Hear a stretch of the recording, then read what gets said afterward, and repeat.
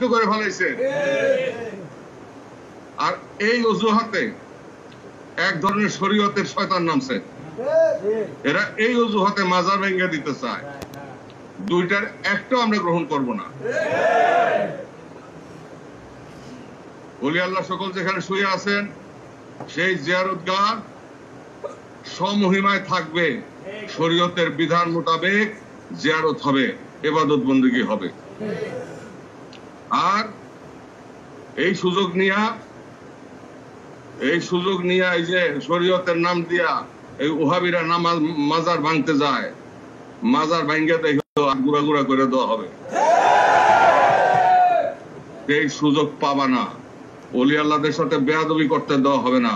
আর ওলি আল্লাহদের মাজারে বৈশা ওই ধরনের শরীয়ত বিরুদ্ধ অপকর্ম করতে দেওয়া হবে না, দেওয়া হবে না। দুই পথই ভ্রান্ত পথ,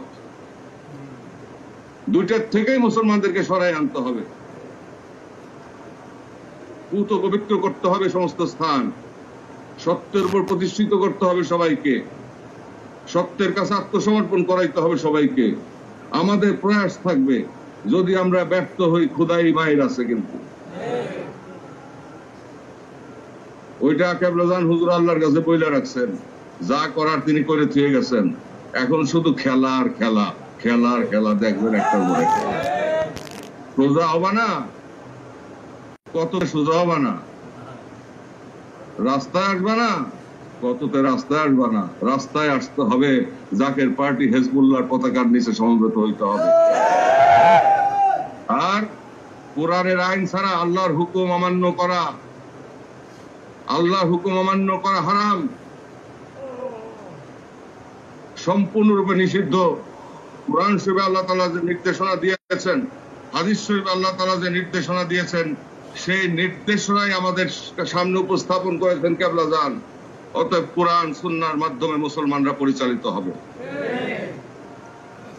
কিন্তু তার ব্যাখ্যা আসবে কোত্থেকে? ব্যাখ্যা আসবে জাকের পার্টি, উলেমা ফ্রন্ট, যুব উলেমা ফ্রন্ট, তালাবা ফ্রন্টের মাধ্যমে, অন্য কারো মাধ্যমে নহে। এই কথা শুনে আজকে লাইভে যাইতেছে, এই কথা শুনে আমার খুব গালি দিবে। কালকে দেখবেন গালির ফুল জড়ি ছুটছে, তাতে আমার কিছু আসে যায় না। ওইসব ধার আমি দাঁড়ি না, আমি একটা দাঁড়ি। আমি আল্লাহর ভয় ভীত থাকি, দয়াল নবীকে মহব্বত করি, ভয়ও পাই, আর আমার কেবলাজানকেও ভয় পাই, মহব্বত করি। এতটুকু এইটুকু আমার সম্বর। আর আপনাকে বুকের ভিতর জড়াই ধরে রাখ, চোখে পানি নিয়ে আপনাকে বুকে রাখ।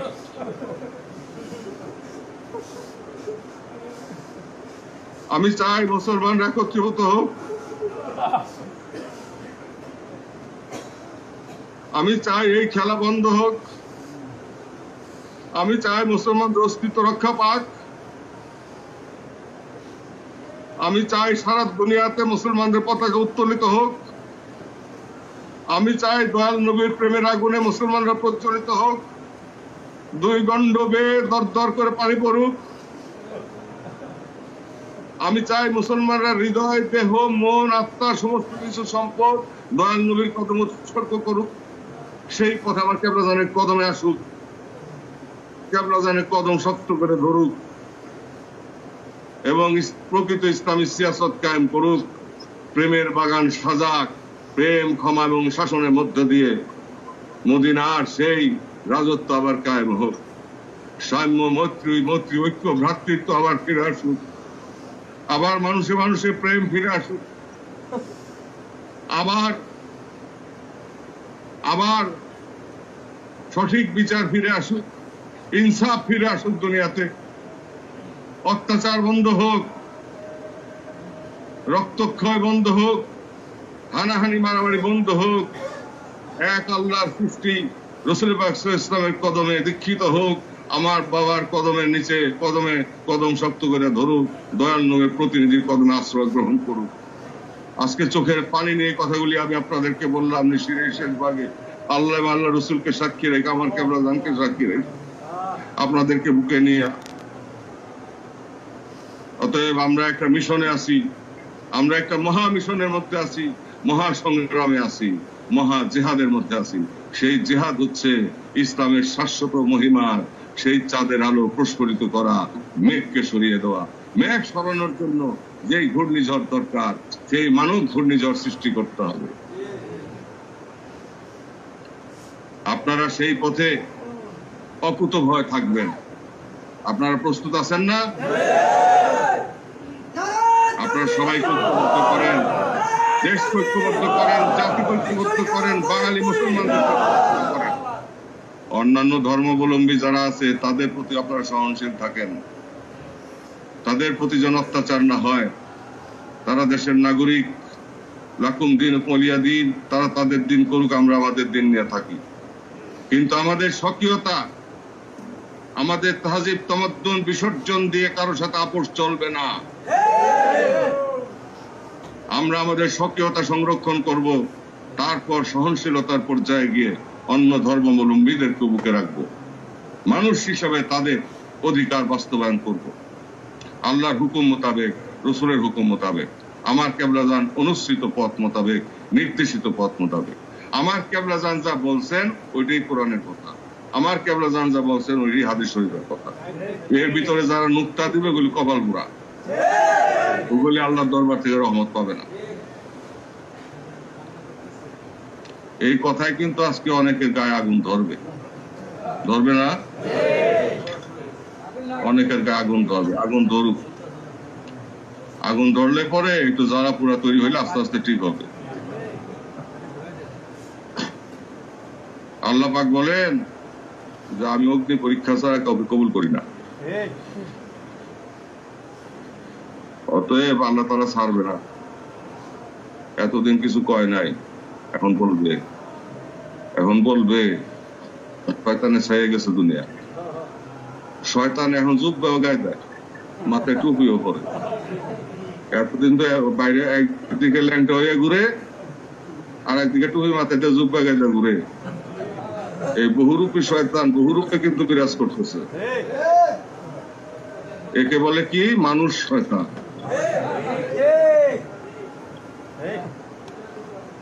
লেবাসে দেখবেন যে একেবারে পুরা সুন্নত, পুরা শরীয়ত, ভিতরটা দেখবেন যে পুরাপুরি সে নাফরমান এবং পুরোপুরি বেদিনের চাইতে নিকৃষ্ট। বুঝবেন কিভাবে? আসল নকল, আসল নকল আল্লাহ বুঝাবেন। আসল নকল বুঝাবেন যেভাবে জাকের পার্টি পরিষ্কার হইতেছে সেইভাবে মুসলমানদের মুসলিম জাহানও পরিষ্কার হবে, বাংলার মুসলমানরাও পরিষ্কার হবে। এক জায়গায় আসবে, সময় কথা বলবে, আল্লাহ তাআলা করে দিবেন, কেবলাজানের পাক হাত দিয়ে করে দিবেন। আপনারা শুধু আওয়াজ দেন, আহ্বান জানান, আযান দেন। আপনারা যেই ত্যাগের পথ অগ্রসর হয়েছেন, দিন এবং দুনিয়া আমার কেবলাজান যেন আল্লাহর দরবারে তাই না দেন আপনাদের জন্য, এই প্রার্থনা করি। আপনারা যেন দয়াপ্রাপ্ত হন, আপনাদের উপর যেন রহমত বর্ষণ হয়। আপনারা সবাই আমার কলিজার টুকরা।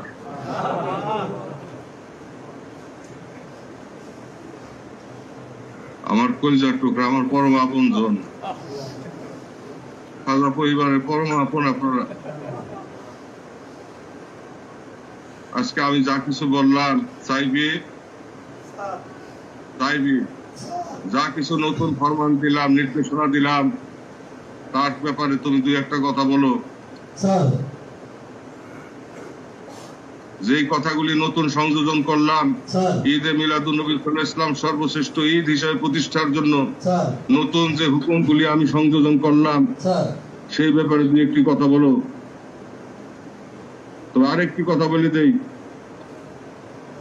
সেটা হইতেছে প্রতিটি ইউনিয়নে, প্রতিটি গ্রামে, প্রতিটি ওয়ার্ডে, প্রতিটি থানায়, উপজেলায়, পৌরসভায় দেশব্যাপী ঈদে মিলাদুন নবী সাল্লাল্লাহু আলাইহি ওয়াসাল্লামের ঈদে মিলাদুন নবী সাল্লাল্লাহু আলাইহি ওয়াসাল্লাম সামনে রেখে, জাকের পার্টি গৌরবোজ্জ্বল প্রতিষ্ঠা বার্ষিকী সামনে রেখে র্যালি অনুষ্ঠিত হবে সরকারি স্বাস্থ্যবিধি মেনে। এবং সেই র্যালি থেকে নারায়ে তাকবীর, আল্লাহু আকবার, নারায়ে রিসালাত ইয়া রাসূলুল্লাহ সাল্লাল্লাহু আলাইহি ওয়াসাল্লাম, বিশ্বরী খাজা ফরিদপুর জিন্দাবাদ, মদিনার ইসলাম জিন্দাবাদ, হুসাইনের ইসলাম জিন্দাবাদ, এই ধ্বনি প্রতিধ্বনিত হবে। বিশ্বরী খাজা ফরিদপুরি কেবলাজান সাহেবের ইসলাম জিন্দাবাদ। এই ধ্বনি প্রতিধ্বনিত হয়ে আকাশ বাতাস যেন প্রকম্পিত করে, তবে অবশ্যই রাষ্ট্রীয় আইন মেনে।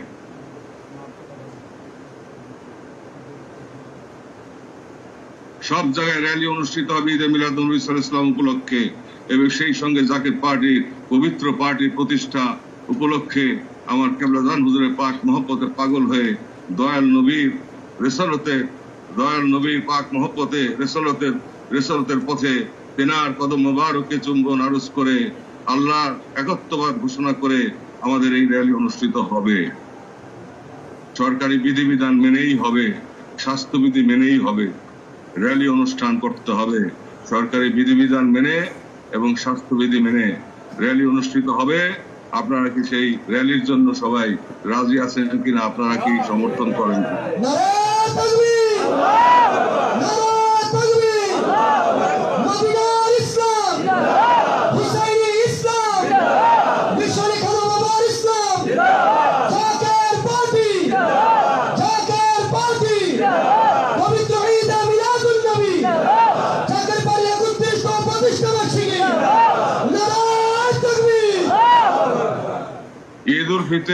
ঈদ উল ফিতরের সময় যেরকম মার্কেট বসে, ঈদে মিলাদুন্নবী সাল্লাল্লাহু আলাইহি ওয়াসাল্লামের সময় এরকম বাজার বসতে হবে।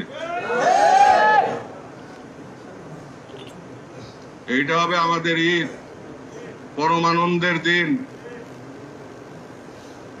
এবং এই দিন সামনে রেখে সমস্ত মুসলমানরা রাসূলুল্লাহ সাল্লাল্লাহু আলাইহি ওয়াসাল্লাম পাক মহব্বতে চোখের পানি ফেলাবে। যেইভাবে নির্দেশনা দিলাম, যেইভাবে নতুন ভাবে সংযোজন করলাম, এই যে বেদাত, নতুন বেদাত দিলাম, নতুন সংযোজন করলাম, বেদাত দিলাম, এই বেদাত কিন্তু বেদাতে সাহিয়া নহে, এইটা কিন্তু বেদাতে হাসান। এখন তো শুধু বেদাত বেদাত বলতে বলতে দাঁত নাই, তাই না? কিন্তু বেদাত যে ভালো বেদাত খারাপ বেদাত আছে সেই কথা কিন্তু বলে না, শুধু বলে বেদাত। আরে বেদাত যে দুই ধরনের সেই কথা কিন্তু বলে না। নতুন সংযোজন যদি সেটা ইসলামের সপক্ষে যায়, মুসলমানদের স্বার্থের সপক্ষে যায়, সিয়াসতের স্বার্থের সপক্ষে যায়, অবশ্যই তা গ্রহণযোগ্য, অবশ্যই তা পালন করতে হবে, এবং সেটা বেদাতে হাসানা। আমি বেদাতে হাসানার যে ঘোষণা দিলাম আজকে, এবং বেদাতে সাইয়ার বিপক্ষে যে সমস্ত কথাবার্তা বললাম, এই কথাগুলি সত্য কিনা?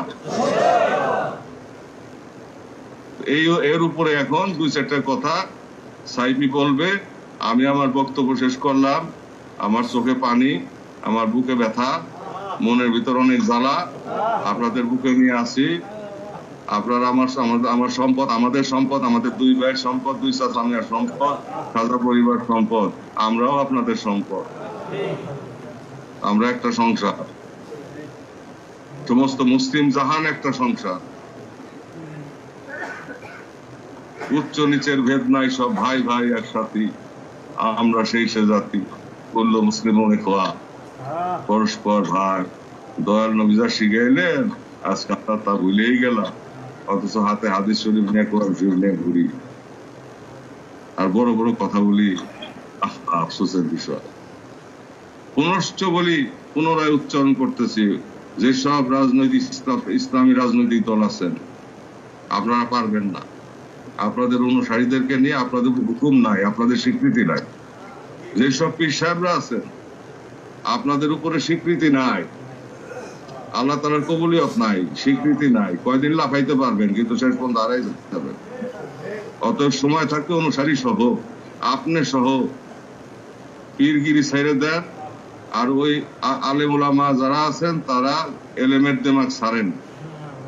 আর যে সমস্ত ইসলামী দল আছেন, আপনারা পারবেন না, আপনাদের ওই নেতাগিরি ছাড়েন। সাইডে যার যার দল বল নিয়ে আসা কেবলা যারা কদমে বায়াত গ্রহণ করেন এবং জাকের পার্টির পতাকা নিয়ে সমবেত হন। আর ঈদে মিলাদুন নবী সাল্লাল্লাহু আলাইহি ওয়াসাল্লাম সর্বশ্রেষ্ঠ ঈদ বাস্তবায়নের জন্য যেসব পদক্ষেপ গ্রহণ করা হচ্ছে এবার ঘোষিত হলো আংশিক বাস্তবায়িত হবে, ভবিষ্যতে ইনশাআল্লাহ তাহা মুসলিম দুনিয়াতে বাস্তবায়িত হবে, বিশ্বব্যাপী বাস্তবায়িত হবে ইনশাআল্লাহ তাআলা।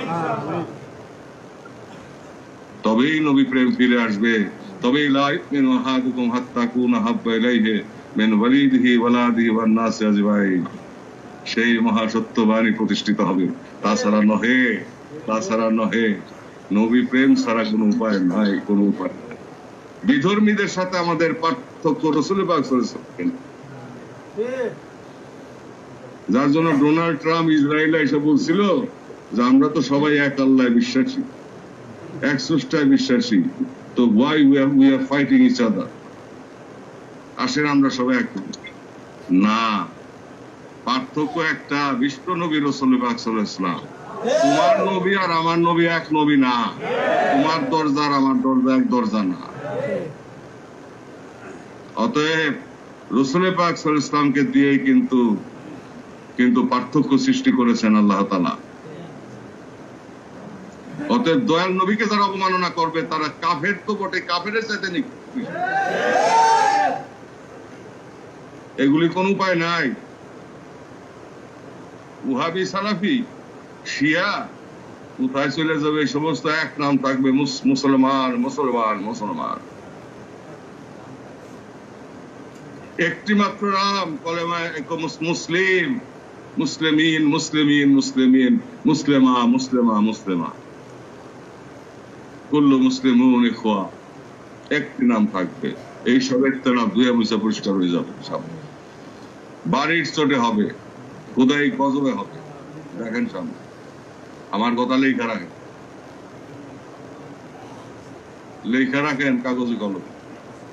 এই কথা আমার কথা নহে, এই কথা বিশ্ব লেখা যাওয়া ফরিদপুরি কেবলাজান সাহেব ভবিষ্যৎ বাণী।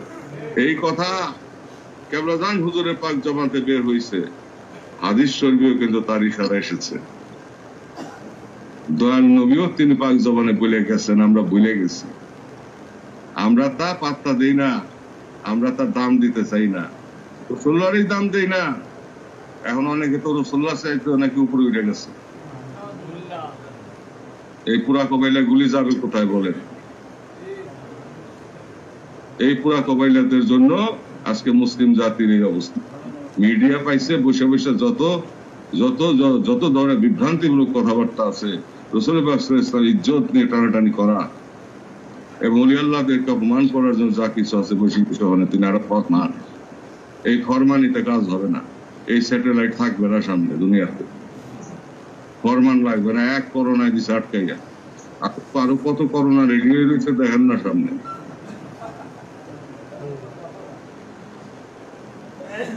প্রশান্ত মহাসাগরের ভিতরে যে ভূমিকম্প প্রস্তুত হয়ে আছে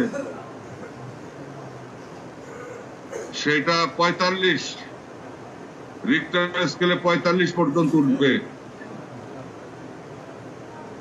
যেখানে 10 উঠলে তুলা ধুলা হয়ে যায়, দুনিয়া থাকে না, বিস্মার হয়ে যায়। বৈজ্ঞানিকরা আবিষ্কার সেখানে 45 ডিগ্রি পর্যন্ত ভূমিকম্প হইতে পারে। তো বুঝেন অবস্থাটা কি। কেবলাজান পাক জবান আমাকে একদিন বললেন, বাবা ভূমিকম্প দিয়ে উড়াইয়ে দেওয়া হবে, তোমাদের পথ প্রশস্ত করে দেওয়া হবে। এখন আমরা ডুব সাঁতার দিয়ে আছি, নিজ দিয়া খুলাইয়া যান, ঘরে ঘরে যান, সত্যবাণী প্রচার করেন, ইসলামের মহিমা প্রচার করেন। কেউ কোন ইসলাম, যে ইসলামের জন্য মানুষ পাগল হয়েছিল এক সময়, চোখের পানিতে ভাইসে গেছে, বাড়ি ছাড়ছে, ঘর ছাড়ছে, আত্মীয় ছাড়ছে, স্বজন ছাড়ছে। আজকে আমরা কিছুই ছাড়ি না। কিছু টাকা ছাড়ছে, পয়সা ছাড়ছে, জীবন দিছে। আজকে আমরা কিছুই ছাড়তে পারি না। পরীক্ষা করলে টিকবে কয়জন সেটা কিন্তু আমার জানা আছে। এই জন্যই কেবলাজান বলছে, এক ঘোড়া এক লাঠি, এক ঘোড়ার এক লাঠি।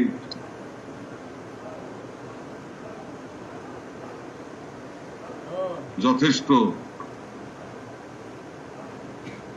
এক ঘোড়ার এক লাঠি যথেষ্ট। একদিন উলামায়ে কেরামগণ এবং তাকে রামগণ হযরত হুজুর সাহেবে দাঁড়াই আছে, কেবলাজান হুজুর কথা বলতেছেন। হঠাৎ শাহাদাত আঙ্গুলি মোবারক দেখায়, এই আঙ্গুলটা কিসের আঙ্গুল, কোন আঙ্গুল? উলামায়ে কেরামরা বললেন, কেবলাজান এই আঙ্গুল দিয়ে আমাদেরকে, এটা শাহাদাত আঙ্গুল, এই আঙ্গুল দিয়ে আমাদেরকে কালবো বাতায় দেন কেবলাজান দয়াল পীর। তখন হুজুর কেবলা বলেন, না, এই আঙ্গুল সেই আঙ্গুল যে আঙ্গুল দিয়ে রাসূলুল্লাহ সাল্লাল্লাহু আলাইহি ওয়াসাল্লাম চন্দ্র দ্বিখণ্ডিত করেছিলেন, সেই আঙ্গুল। তো কেমন শক্তি নিয়ে আমার কেবলাজান আসছিলেন, দয়াল নবীর সাথে কিভাবে তিনি ফানা ছিলেন, কিভাবে তিনি আল্লাহর সাথে ফানা ছিলেন, এখন বুঝা দেখেন। তিনি তো জাগ্রত নূরের দেহে আছেন, শুনতেছেন, আমরা দেখি না। শহীদানদেরকে মৃত বলিও না, তাহারা জীবিত এবং আল্লাহর তরফ হইতে তারা রিজিক প্রাপ্ত, কিন্তু তোমরা তাহা বুঝো না, তোমরা তাহা বুঝো না। এমনকি কবরবাসীর সাথে কথা বলা যায় যে কাশফুল কবর খুলে যায়। অত মৃত্যু বলে কিছু নাই। এই দেহের অবসান হবে, আরেকটা দেহ বাইরে হয়ে আসবে, আরেকটা দেহ তৈরি হবে, আল্লাহ তৈরি করবেন। বর্জকে সেটা থাকবে, আরেকটা জগতে থাকবে, সব শুনবে, সব দেখবে। এই জন্য আমরা কবরের কাছে বলি, আসসালামু আলাইকুম ইয়া আহলাল কুবুর। মরে গেছে, পয়সা গেছে, কত গপ্প যে শুনলাম। রাসূলুল্লাহ মাটির না নূরের, নূরের না মাটি, এটা নিয়ে এত গবেষণার দরকারটা কি? এত গবেষণার দরকার কি? রাসূলুল্লাহ সর্বশ্রেষ্ঠ, শেষ সৃষ্টির সর্বশ্রেষ্ঠ তিনি, শেষ সৃষ্টির ফাউন্ডেশন তিনি, শেষ। আল্লাহ তারে কেমনে বানাইছে এটা নিয়ে এত চর্বিত চর্বণ করার প্রয়োজন না। নূর সম্পর্কে তো আমাদের ধারণা নাই, তা নূর নূর করি কি? নূর কোন মৌলবী দেখছে না মৌলানা দেখছে না কোন পীর সাহেব দেখছে? নূর, হোয়াট ইজ নূর? নূরটা কি? নূর জিনিসটা কি? আমি এই কথা জিজ্ঞাসা করতে চাই আপনাদের মাধ্যমে, নূরটা কি? নূর সম্পর্কে কোনো ধারণা নাই, প্রত্যক্ষ না করা পর্যন্ত এই ধারণা আসবে না।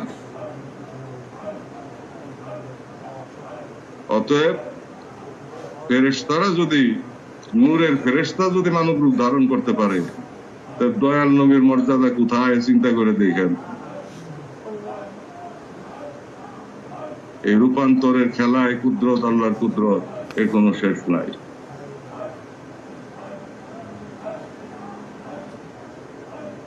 যাই হোক, সর্বশেষ কথা হচ্ছে যে মুসলমানকে দুনিয়াতে নিপাত করে দেওয়ার প্রস্তুতি সম্পন্ন হয়ে গেছে সারা দুনিয়ায়। ইসলামের নাম নিশানা মুছে দেওয়ার চূড়ান্ত প্রস্তুতি হয়ে গেছে পর্দার আড়ালে। মুসলমানদের বিপর্যয় আছে সামনে, এই জন্য আমরাই দায়ী। কারণ আমরা কাণ্ডজ্ঞানহীন, আক্কেল ছাড়া, পুরা কপালে আসিল অলক্ষী।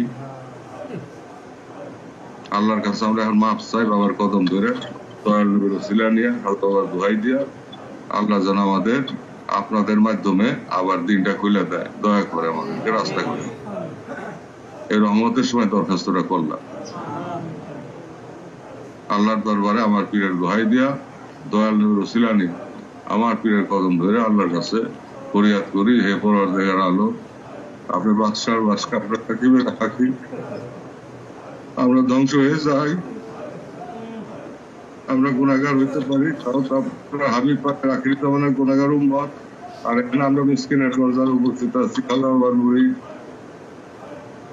দয়াল নবীর উম্মত, আবার দয়াল নবীর আখিরি প্রতিনিধির মুরিদ সন্তান, জাকের পার্টির নেতা কর্মী, বাবার গোলাম। আমাদের দরখাস্ত আপনি দয়া করে কবুল কর।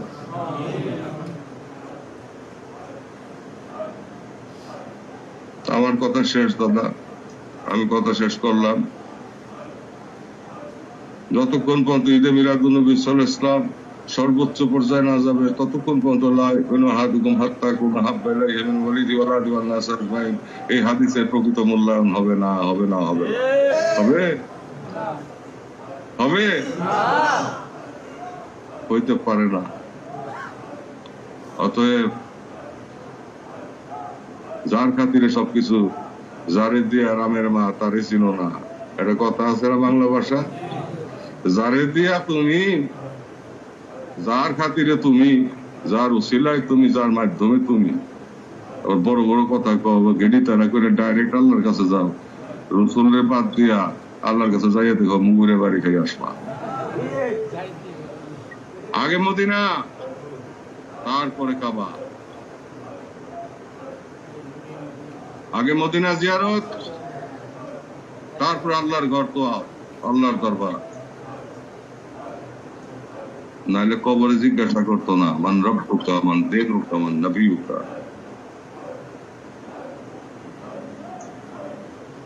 যার নামাজ আনে, যার নাম নামাজে, সে বলে আমার ভাই, সে বলে আমার মতো মানুষ। তার সে তো জ্ঞানী লোক এই জামানায় আছে, এমন মৌলবীও এমন কথা কইছে টেলিভিশনে। তার সে রসুলের চেয়ে জ্ঞানী লোক এই জামানায় আছে। এই সে পুরা কবাইলা ও তো ধরে পাড়ে জুতা দা বাড়িতে দেওয়া উচিত সাথে সাথে। যাই হোক, জুতার বাড়ি আল্লাহ দিবে না, আমাকে দেওয়া লাগবে না। আল্লাহর মায়ের দুনিয়ার ভাই রসুল্লাহ সাল্লামের চাইতে ওনার অবস্থান গুলো উপরে। যাই হোক, সেই নাম আমি কইলাম না, নাম বলার প্রয়োজন নাই। নাম বলে তারে খুব গুরুত্বপূর্ণ বানানোর প্রয়োজন নাই, কারণ উনি অত গুরুত্বপূর্ণ ব্যক্তি নন। উনি প্রায় সে মিথ্যা হসপিটাল থাকে, বানায় বানায় গপ্প ছাড়ে। তো এখন তো সেই দয়াল নবী, যিনি আমাদের পার্থক্যকরণ, যার মাধ্যমে আল্লাহ তাআলা মুসলমান জাতিকে দান করলেন, উম্মতে মুহাম্মদী রাসূলুল্লাহ সাল্লাল্লাহু আলাইহি ওয়াসাল্লামকে দিয়েই কিন্তু পার্থক্যকরণ হয়েছে। অন্যান্য নবীর উম্মতদের সাথে শেষ নবী আসার পরে এই পার্থক্য সৃষ্টি হলো রাসূলুল্লাহ সাল্লাল্লাহু আলাইহি ওয়াসাল্লামের রিসালাত দিয়ে। এর মধ্যে দিয়ে আসলো আল কোরআন, আল হাদিস। এর মধ্যে দিয়ে আসলো আমাদের জীবন ব্যবস্থা, ইহকাল পরকাল। এর মধ্যে দিয়ে আসলেন ওলিয়া পার্থক্য। এর মধ্যে দিয়ে আসলেন বিশ্বরী খাজা ফরিদপুরি কেবলা আখির জামান। এর মধ্যে দিয়ে তৈরি হয়েছে আমরা মিসকিনের দল। ভাগ্য গুণে কেবলাদারের কদম পাইছি। যাই হোক, আজানের সময় হয়ে গেছে, আজান হবে, নামাজ হবে। শেষে দুই চারটা কথা সাইফি বলে শেষ করো। আমি আপনাদের দোয়া করি, আমি মিসকিন, যদিও আমার দোয়া কবুল হয় না, তারপরে দোয়া করি। আমার আমল নাই, জ্ঞান নাই, গুণ নাই, অযোগ্য একজন মানুষ। তবে চোখে পানি আছে, বুকে আগুন আছে।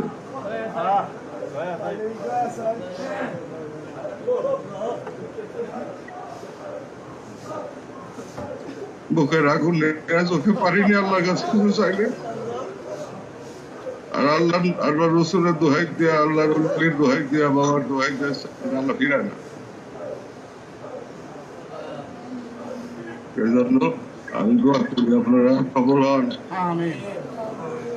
কেবলা যান আমাদেরকে সবাইকে তাওয়াজ্জুর পাকা দিয়া আল্লাহ শক্তির দ্বারা দয়া করে হেফাজত করেন, রক্ষা করেন, বাঁচান এবং সফল করেন, বিজয়ী করেন। এই দরখাস্ত করি। দরখাস্ত করে আবার বক্তব্য শেষ করি।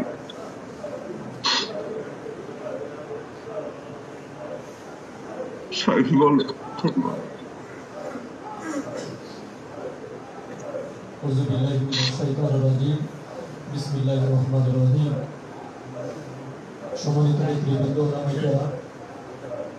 আমরা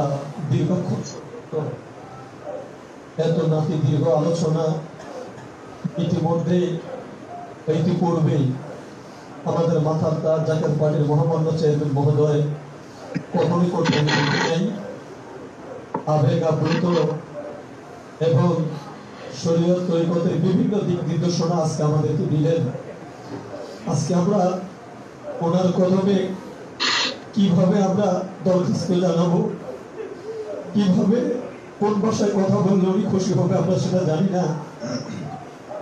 তবে এতটুকু আমরা আপনার পাক কদমে দরখাস্ত রাখি, আপনি দয়া করে আপনার কদম মোবারকে আমাদের বিশ্বাস পর্যন্ত আমরা যেন থাকতে পারি, সেই তৌফিক দয়া করে আপনি আমাদেরকে দেবেন। তার সাথে সম্মানিত উলামায়ে কেরাম, আপনারা জানেন আমার কেবলা জান হুজুর আমার বাবার আওলাদদের নামের সাথে জাকের পার্টির মহামান্য চেয়ারম্যান মহোদয়ের নাম মোবারকের সাথে একটি নাম আছে, একটি লকব আছে, যেটি হলো মুজাদ্দেদ।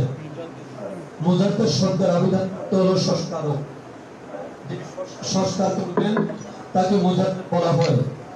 তিনি যেই এই জামানার মুজাদ্দেদ, সংস্কারক, তার মাধ্যমে যেই আখিরি ইমাম হযরত ইমাম মেহেদী আলাইহিস সালাতু ওয়াস সালাম আগমনের পূর্বে সকল ফিতনা, সকল ফতোয়াবাজদের ফতোয়াকে দুলিশাত করে সত্য প্রকাশিত হবে। আজকে জাকের পার্টি ওলামা ফ্রন্ট, জাকের পার্টি যুব ওলামা ফ্রন্ট এবং জাকের পার্টি তালাবা ফ্রন্টের এই গুরুত্বপূর্ণ মিটিংয়ে আমরা তারই অনেকগুলো আলামত আমরা পেয়েছি। কথা বলো ঠিক কিনা?